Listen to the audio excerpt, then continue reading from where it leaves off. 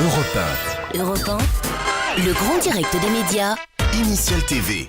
Et Initial TV, c'est le rendez-vous quotidien de Tom Villa à la fin de cette émission. Tom qui regarde la télé dans le rétro de manière très originale pour revenir sur les programmes qui ont marqué nos étés. Aujourd'hui, on revient sur Nice People, Tom. Exactement, bonjour à tous. Flashback en 2003, on est sur TF1, il fait beau, il fait chaud. C'est Nice People, générique.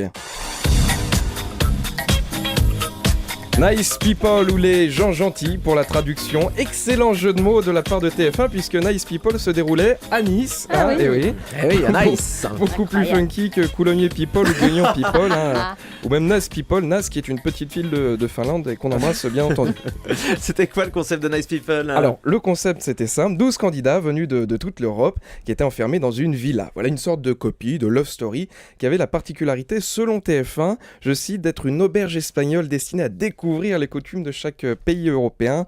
Bon, au final, c'était juste love story, on comprenait rien de la conversation parce qu'il y avait 12 accents différents. Non, mais c'est vrai. Souvenez-vous, Serena l'italienne, Elder le portugais, Catherine l'allemande, Raimundo l'italien. Oui, il y avait 2 Italiens à l'époque dans la maison. Pas un seul Hollandais. La légende veut que le Hollandais voulait venir avec son propre camping-car, mais ils ont refusé. Et il y avait un Français aussi dans la maison, si je me souviens bien. Exactement, vous vous souvenez bien. Vous vous souvenez du nom du Français ou pas ? Non. C'est Prosper. Oui, bien sûr. Prosper. Prosper. C'est-à-dire que le seul gars qu'on ait trouvé pour représenter la France, il avait un nom de gâteau. Tu me diras Cookie Dingler aussi, ça lui a pas empêché de faire une carrière. Prosper Savane pendant qu'on y est.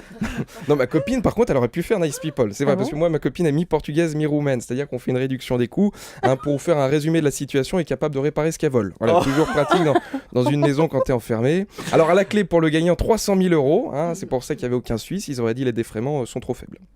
Et pour pimenter un petit peu le jeu Nice People, on se souvient que des personnalités venaient rendre visite aux candidats de la villa. Oui, enfin, des personnalités, on s'énerve pas. Les candidats étaient plus connus que les personnalités qui venaient leur rendre visite. Je vous lis la liste, c'est vrai. Les models, c'était les 3 top modèles qui avaient repris la chanson Fame.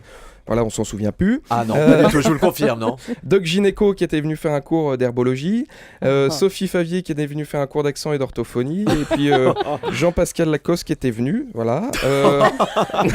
C'est plus dégueu, c'est la caravane du Cirque Madère qui a crevé une roue. Alors, non, la grande gagnante du jeu Nice People, c'était Serena Rinaldi, l'italienne, qui est la seule qui a un peu survécu médiatiquement, puisqu'elle a fait du théâtre depuis, elle a même remplacé Corinne Touzet dans la série Interpol. Voilà, pas de vanne, ça tient tout seul. Alors, non, quoi qu'il en soit, je pense qu'il faudrait refaire Nice People. Aujourd'hui, depuis 10 ans, l'Europe a un peu changé.